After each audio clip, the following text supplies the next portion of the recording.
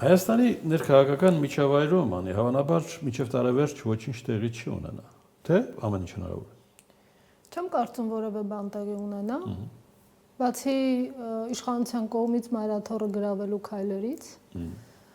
բայց կարծում եմ ամանորը շուտով մոտենում է եւ մինչև դեկտեմբերի վերջ բանը դրան ինձ թվում է չի հասնի, որովհետեւ մեծ դժգոհություն կա ժողովրդի մեջ, այո, ընդհանրապես եկեղեցու դեմ այդ գործողությունների մեծ դժգոհություն կա, բացի այդ նաև մայրաթոռը գրավելու հարցում Նիկոլ Փաշինյանը դեռ այնքան վճռական չի, որովհետև առաջին քայլը ցույց տվեց, որ գրավել ասելու տակ ինչ ես պատկերացնում։ Գնալ մայրաթոռ, փորձել մտնել տաճար եւ պղծել տաճարը, ինչպես պղծեցին Հովհաննավանքը, Գյումրու եկեղեցին։ Պատարակը պղծում է կոչվում։ Պատարակ։ Այն պատարակները, որոնք այս պահին իրականացնում է Նիկոլ Փաշինյանը իր շրջիկ խմբերով, դա մեր եկեղեցու կանոնադրությանը եւ ծեսերին չի համապատասխանում։ Այսինքն եկեղեցու որևէ հակառակորդ, եթե պատարակի մասնակցի, դա ելի նույն բնորոշ բնութագիրը կունենա։ Հարցը հակառակորդ լինելը չի, հարցը Դե մենք խոսում ենք քաղաքական հակադրության մասին, եւ չտանենք այն տիրույթ, որտեղ այդպիսի հակադրություն չի կարող լինել, որովհետեւ երկուսն էլ հիմնված են միևնույն ժողովրդի վրա։ Ես այս պահին Նիկոլ Փաշինյանի հետ եկեղեցի գնացողներին չեմ համարում ժողովուրդ։ Դրանք սովորական մարդիկ չեն։ Դրանք մարդիկ են, ովքեր խմբեր են, ովքեր ձևավորում են վարչական ռեսուրսից, ԿՊ համակիրներից, այստեղից այնտեղից, ովքեր փորձում են ինչ-որ բան իշխանությունից փախցնել, բայց դրանք ժողովուրդ չեն։ Դասական իմաստով ասած, այսինքն նրանք անկեղծ հավատացյալներ չեն, ովքեր ուզում են ժողովուրդը եկեղեցու տիրույթում է ժողովուրդը։ Այո, ժողովուրդը դժվար է ասել նաև, որ եկեղեցու տիրույթում է։ Ընդհանուր գիտեք ինչ, ժողովուրդը այս պահին այդ հարցով ես կարծում նորից բաժանված է երկու մասի, հա։ Մի մասը պաշտպանում է, որովհետև իրեն դուր չի գալի ընդհանրապես եկեղեցու դեմ այս գործողությունները, անկախ նրանից իրենք համակրում են Գարեգին II-ին, համարում են իրենց կաթողիկոս թե ոչ, եւ նրանք լավ են հասկանում, որ այս քայլերի հետևում միայն անձնական քաղաքական շահախնդրություն է եւ եկեղեցու մաքրման հետ որևէ կապ չունի, որովհետև եթե դիտարկում ենք թե ումով է ուզում Նիկոլ Փաշինյանը մաքրել եկեղեցին, հա, այսինքն եթե ուզում է մաքրել եկեղեցու կեղտը, կներեք, բայց կեղտը կեղտով չեն մաքրում։ Եվ սա մեծ հիասթափություն է առաջացնում։ Նավասարդ կճարանով չեն մաքրում Գարեգին II-ին։ Դե ամեն դեպքում եկեղեցին ներսում էլ համերաշխիք չի։ Բնականաբար եւ դա կանխատեսելի էր, որովհետեւ բոլոր քայլերը ուղղված էին եկեղեցին պառակտելու։ Եվ այս ընթացքում, որ Նիկոլ Փաշինյանը չէր գնում մեջմիածին, ինքը փորձում էր տաքացնել process-ը։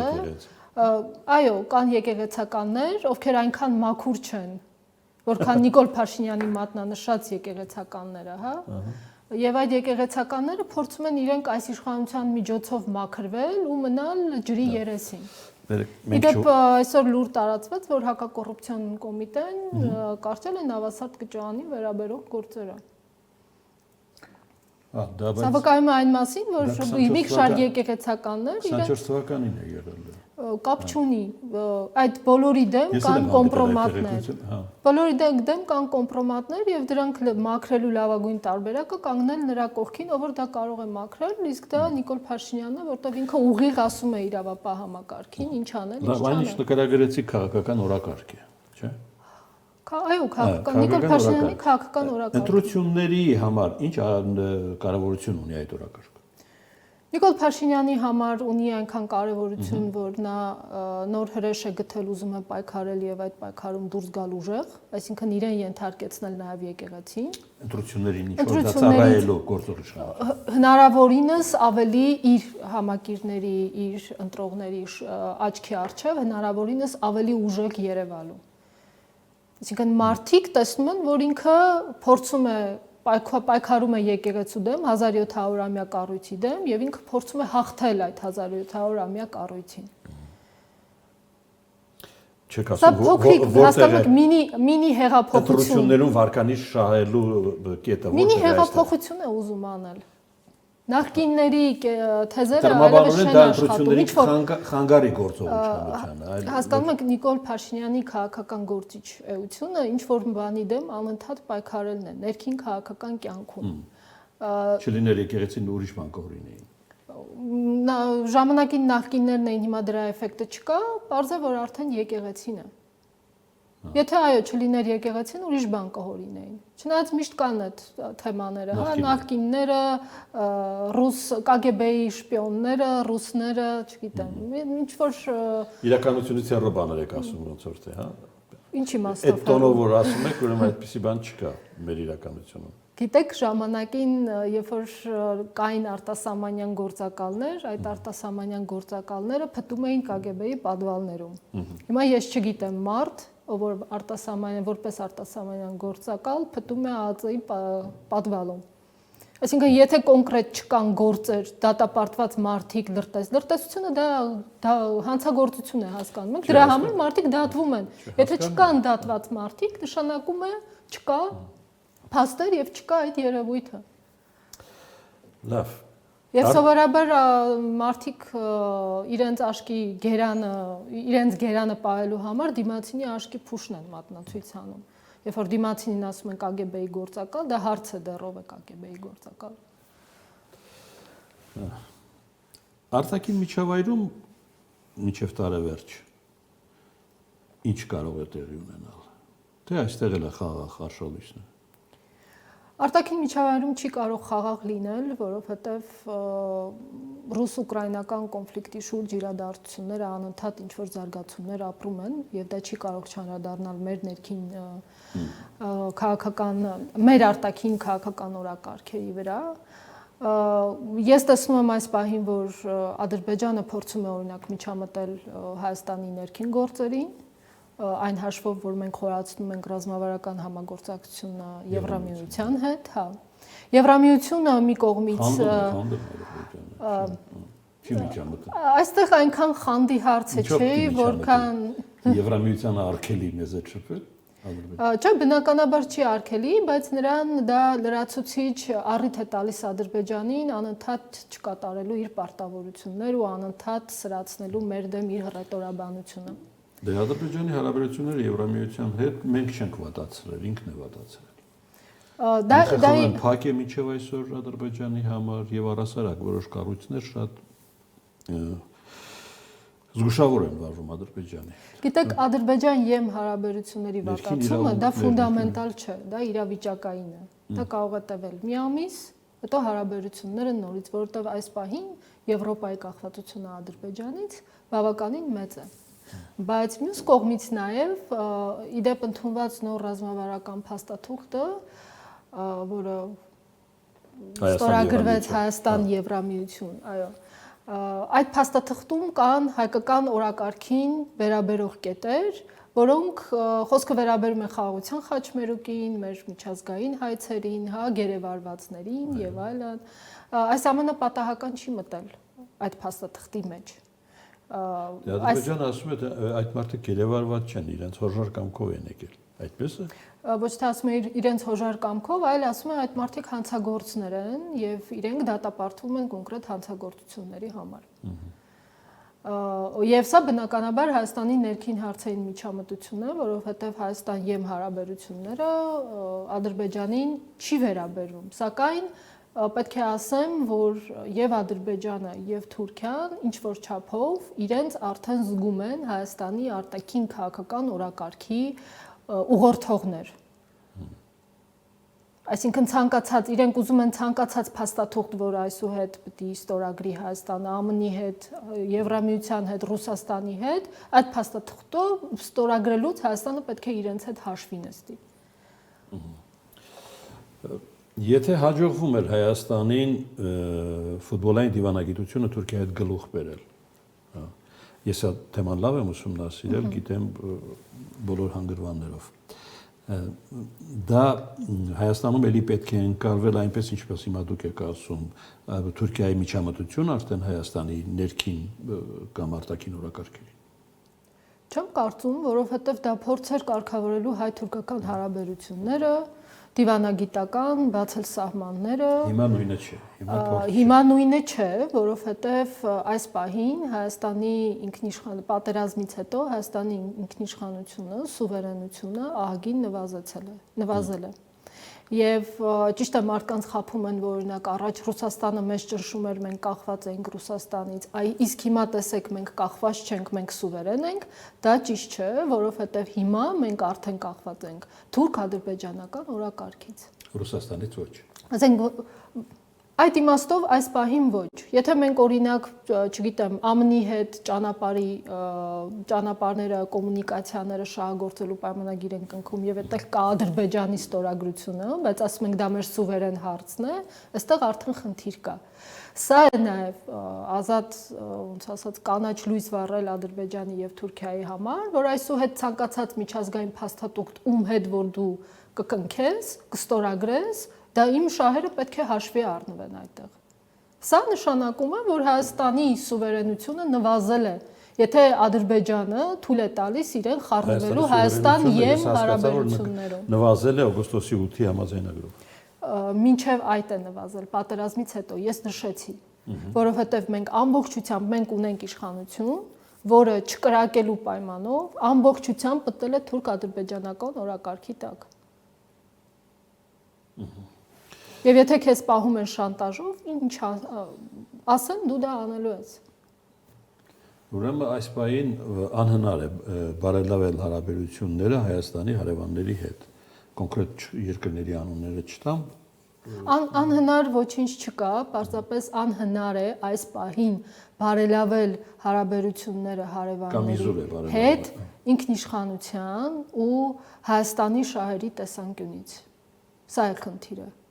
Այն բոլոր խաղաղության օրակարգը, բոլոր հարաբերությունների բարելավման տակ մենք ինչ հասկանում ենք, դա պատերազմի շանտաժի տակ զիջումներ են, բոլոր առումներով, որոնք երկարաժամկետ առումով Հայաստանի գլխին գլխացավանք են դառնալու։ Օրինակ, սահմանադրության փոփոխությունը զիջում է, օրինակ անկլավների հարցը, օրինակ երբ որ խոսում են, որ հայցերը կարող էին հետ քաշել, օրինակ Այդ ինչ որ ասում եք տեղի ունեցել։ Դեռ չի ունեցել, բայց պատրաստվում են։ 2026 թվականին ինչու են Ադրբեջանն ու Թուրքիան ուզում, որ Փաշինյանը վերընտրվի, որպեսզի այդ բոլոր պահանջները կատարի։ Եվ 2026 թվականին ընտրվելուց հետո դրանք հերթով կատարվելու են։ Փաշինյանը պիտի փոխի թե ես եւ դու։ Փաշինյանն է փոխելու։ Մենք հանրակրվեինք Մենք սահմանադրությունը փոխելու անկախության հռչակագիրը այնտեղից հանելու օրակարգ ունենք, ես չունեմ, դուք չգիտեմ։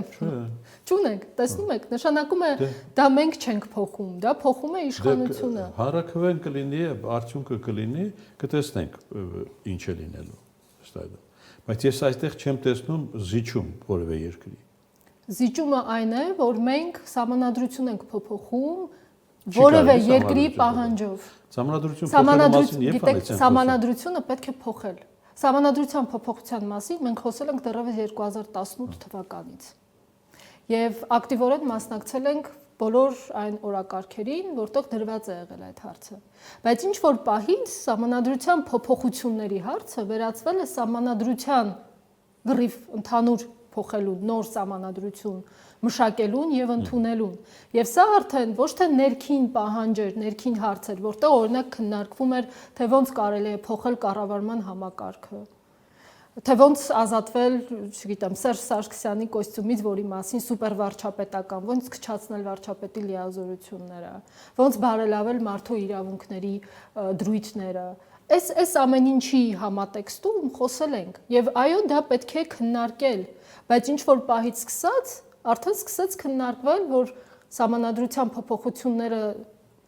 դնում ենք մի կողմ օրակարգը, պետք է ընդունենք նոր սահմանադրություն եւ այնտեղ չպիտի լինի Հայաստանի Հանրապետության անկախության հռչակագիրը, որը մի փաստաթուղթ է, որն ընդունվել է, գիտեք, բացարձակ լեգիտիմությամբ։ Հայ ժողովուրդը իր պատմության, անկախության պատմության մեջ դեռ չի կարող ընդունել այդպիսի լեգիտիմ փաստաթուղթ։ Երբ որ կընդունի այդպիսի լեգիտիմ նոր փաստաթուղթ, մենք կխոսենք այդ նոր փաստաթղթի հիմքով սահմանադրությունը փոխելու։ Բայց եթե չունենք, ուրեմն պետք չի պետք անհավանական է ընդունել լեգիտիմ սահմանադրություն։ Այս Ես մեծ վտանգ եմ տեսնում այդ հարցում, որովհետև դժվար է լինելու։ Մենք գիտեք պատմությունը ցույց է տվել, որ մարդիկ կարող են գնալ ընտրություններին, բայց իրենք մարդիկ տրամադրված չեն գնալ հանրաքվեների սահմանադրական, հա, դժվար է միշտ ապահովել այդ գործող իշխանության գլխացավանքն է, թող ինքն էլ կազմակերպի։ Դե միակ տարբերակը փոխել օրենքը եւ ազգային ժողովի ընտրությունների հետ միգուցե դնել նույն օրը։ Որպեսզի ապահովել մասնակցություն։ Եթե հանրաքվեն չանցավ, դժվար է պատկերացնել, թե ինչ կլինի։ Մենք խոսեցինք սահմանադրության շուրջ, հանգուցային կետը սահմանադրությունն է, հայ-ադրբեջանական օրակարգ։ Հանգուցային կետը չէ, բայց հանգուցային կետերից մեկն է, այն պահանջներից մեկն է, որը ուղղված է մեր պետականության հիմքերը խարխլելուն։ Ի թիվս դրա կա նաև տարածքների վերադարձի հարց, ի թիվս կա նաև ադրբեջանցիների վերադարձի հարց, ի թիվս կա նաև մեր հայցերը հետ քաշելու հարց եւ շատ այլ հարցեր։ Ու այս բոլոր հարցերի համար, բոլոր հարցերի իրագործման համար Նիկոլ Փաշինյանը պետք է ընտրվի 2026-ին։ Բայց Հայաստանի քաղաքացին պետք է ընտրի, չէ՞։ Փաշինյանին։ Այո։ Դրա համար էլ առավոտից իրիկուն մարդկանց Հայաստանի քաղաքացուն ասում ենք ինչ վտանգներ կարող են լինել, եթե դուք 26 թվականին նորից ընտրես Նիկոլ Փաշինյանին։ Իսկ ում ընտրի։ Լավ հարց է։ Մարդիկ միշտ մտածում են այլ ընտրանքի մասին։ Լավ հարց է, որովհետև ուզում եմ նաև ձեր օգնությամբ տեսնել հիմա մասնակցության այն հնարավոր մասնակիցներին, որոնք կարող են քաղաքական ներքաղաքական օրակարգում բան փոխել։ Այս պահին կան նոր ձևավորված քաղաքական ուժեր, բայց այդ քաղաքական ուժերը դեռ ունեն խնդիրներ։ Ունեն խնդիրներ առաջինը իրենց քաղաքական ասելիքը պարզ, հստակ եւ թիրախային մարդկանց հասցնելու, ունեն խնդիրներ առաջնորդության հետ կապված, թիմային կազմակերպվածության եւ այլընտրանքներ առաջարկելու հետ կապված։ Արվում են միանգամից շատ առաջարկներ մարդկանց, որոնք ես կարծում եմ քաղաքացիները միջև ընտրություններ չեն հասցնելու դա մարսը։ Պետք է հստակ ընտրել թիրախային ուղիները եւ այդ թիրախային ուղիներով մարդկանց հետ աշխատել։ Համենայն դեպս գիտեք ինչ, մարդիկ փորձելու են փնտրել մարդ, ով կարողանալու է Նիկոլ Փաշինյանի հետ քաղաքական ճկունությամբ, ուժով փորձի հավասարը, այո, կռիվ տալ եւ հակակշիռ լինել։ Այդպեսին առողջ։ Դրա համար շատ կարեւոր է թե ով կլինի, որ քաղաքական ուժում ով կլինի առաջնորդը։ Արդեն հայտարարել է մասնակցության, համարը հաստատեց։ Դա նորություն չէ։ Նորություն չէ։ Հակակշիռ։ Կան մարդիկ, չէ, որպես հակակշիռ կան մարդիկ, ովքեր տեսնում են հակակշիռ։ Եվ ինչու համար են տեսնում, այստեղ կան կներեք, բայց օբյեկտիվ պատճառներ նաև, որովհետև ունեն քաղաքական ճանապարհ անցած, եղել է նախագահ, ինչ որ չափով կարողացել է անվտանգություն ապահովել, չեմ խոսում բացասական դրա մասին, բոլորս գիտենք։ Ես փորձում եմ նայել այն մարդկանց տեսանկյունից, ովքեր Ռոբերտ Քոչարյանին դիտարկում են որպես այլընտրանք։ Ռոբերտ Քոչարյանի մեջ տեսնում են առաջնորդություն, քաղաքական ջինք ու կամք։ Չէ, Ռոբերտ Քոչարյանը իմ համար անցյալ է։ Այդ իմաստով, բայց կան մարդիկ։ Ես այս պահին ֆավորիտ չունեմ։ Քաղաքական ֆավորիտի մասին։ Քաղաքական ֆավորիտ ես այս պահին չունեմ։ Բայց 2026 թվականին ընթառաջ անպայման տեսնելու եմ այդ ֆավորիտին եւ մարդիկ եւս անպայման տեսնելու են։ Որովհետև կա վակուում առաջնորդության եւ դա լրացվելու է անպայման։ Չի կարող այդ տեղը բաց մնալ։ Եթե ոչ, գործող իշխանությունը վերընտրվել է։ Իհարկե։ Բայց բոլոր դեպքերում ես կարծում եմ, որ այդ քաղաքական ուժերը, որոնք փորձում են պայքարել Նիկոլ Փաշինյանի դեմ, ովքերի հայտ են ներկայացրել իրեն, պետք է լինեն ավելի համարձակ, քան Նիկոլ Փաշինյանը եւ ավելի անկանխատեսելի, քան Նիկոլ Փաշինյանը։ Նիկոլ Փաշինյանը իր բոլոր հակառակորդներին ճանաչում է, գիտի բոլորին եւ բոլորը իր համար կանխատեսելի մարդիկ են։ Դրա համար պետք է հնարավորինս դուրս գալ ստանդարտ լուծումներից եւ փորձել լինել ավելի անկանխատեսելի։ Օրինակ, ես կարող եմ ասել, ենթադրենք, երբ որ Նիկոլ Փաշինյանը գնում է ինչ-որ տեղ, օրինակ Գյումրի, հավաքում է ամբողջ ոստիկանությունը, ծնգնում է Գյումրի, ընդդիմությունը պետք է այնպես անի, որ Նիկոլ Փաշինյանը իրեն կոմֆորտ չզգա։ Այսինքն ինքնաբուխ հավաքներ սկսի միաժամանակ Երևանում։ Նրանք պիտի գնա Մայրաթոռը գրավի։ Թող ջլատեն ուժերը։ Եթե ինքնաբուխ հավաք սկսվի օրինակ Երևանում, բոլոր քաղաքական ուժերը իրենց համակիրներին կոչ անեն հավաքվել Հանրապետության հրապարակում, Նիկոլ Փաշինյանը այդքան ուժերը չի հավաքի գնա Մայրաթոռ։ Չեն գիտակցում, որ կարելի է։ Ես կարծում եմ համարձակությունը չկա։